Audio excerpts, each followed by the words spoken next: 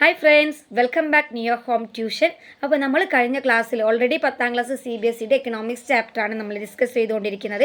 അതായത് economics, sectors of Indian economy എന്നുള്ള ചാപ്റ്ററിൽ നമ്മൾ 3 സെക്ടറിനെ കുറിച്ചിട്ട് പറഞ്ഞു. ഇനി നമ്മൾ പറയാൻ പോകുന്നത് ഈ 3 സെക്ടറിനെ എങ്ങനെ കമ്പാരിസൺ നടത്താം എന്നുള്ളതാണ്.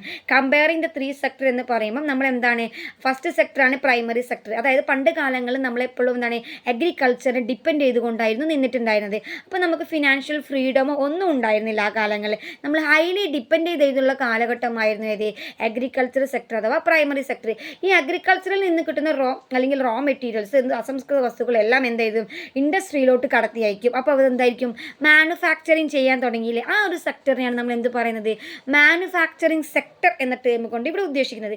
ആ മാനുഫാക്ചർ ചെയ്ത സാധനം നമ്മൾ എന്ത് ചെയ്യുന്നുണ്ട്, സർവീസ് രംഗത്തോട്ട് കൊണ്ടുവരുന്നതിനാണ് 3ാമത്തെ സെക്ടറായിട്ട് നമ്മളിവിടെ പറയുന്നത് എന്താണ്, സർവീസ് സെക്ടർ എന്നതുകൊണ്ട് ഉദ്ദേശിക്കുന്നത്. അപ്പം നമ്മൾ മക്കൾക്ക് എന്താണ് മനസ്സിലായി എന്ന് വിചാരിക്കുന്നുണ്ട്. 3 സെക്ടറുകൾ ആദ്യം തന്നെ മിസ് ഓൾറെഡി കഴിഞ്ഞ ക്ലാസ്സിൽ പറഞ്ഞിട്ടുണ്ടായിരുന്നു. ഏതൊക്കെയാണ് ആ 3 സെക്ടർ എന്ന് പറയുന്നത്. ഇനി നമ്മളിവിടെ നെക്സ്റ്റ് ടോപ്പിക്കിൽ വരുന്നത് ഡിവിഷൻ ഓഫ് സെക്ടേഴ്സ് എന്നാണ്. ഓർഗനൈസ്ഡ് സെക്ടറും അൺഓർഗനൈസ്ഡ് സെക്ടറായിട്ട് 3 ഡിവിഷൻസ് പറയുന്നുണ്ട്. അതാണ് ഇവിടെ ഇനി നെക്സ്റ്റ് പറയാൻ പോകുന്നത്.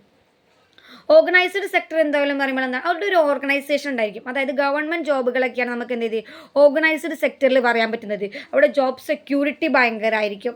അൺഓർഗനൈസ്ഡ് ജോബ്സ് എന്ന് പറയുമ്പോൾ, അല്ലെങ്കിൽ അൺഓർഗനൈസ്ഡ് സെക്ടർ എന്ന് പറയുമ്പം ഗവൺമെൻറ് ജോബ് അല്ലാത്ത മറ്റ് മർച്ചൻസുകൾ, ഷോപ്പ് കീപ്പേഴ്സുകളൊക്കെ ഇല്ലേ, അവിടെ ഗവൺമെൻറ് ജോബ് സെക്യൂരിറ്റി ഉണ്ടായിരിക്കില്ല. എപ്പോൾ വേണമെങ്കിലും നമ്മളെ പിരിച്ചുവിടാം, കറക്റ്റ് ലീവ് ഉണ്ടായിരിക്കില്ല. നമുക്കവിടെ എന്താണ്, സെക്യൂർ അല്ലാത്തൊരു ഫീൽഡിനെയാണ് നമ്മൾ എന്ത് പറയുന്നത്, അൺഓർഗനൈസ്ഡ് സെക്ടർ എന്നതുകൊണ്ട് ഉദ്ദേശിക്കുന്നത്. ഓക്കെ.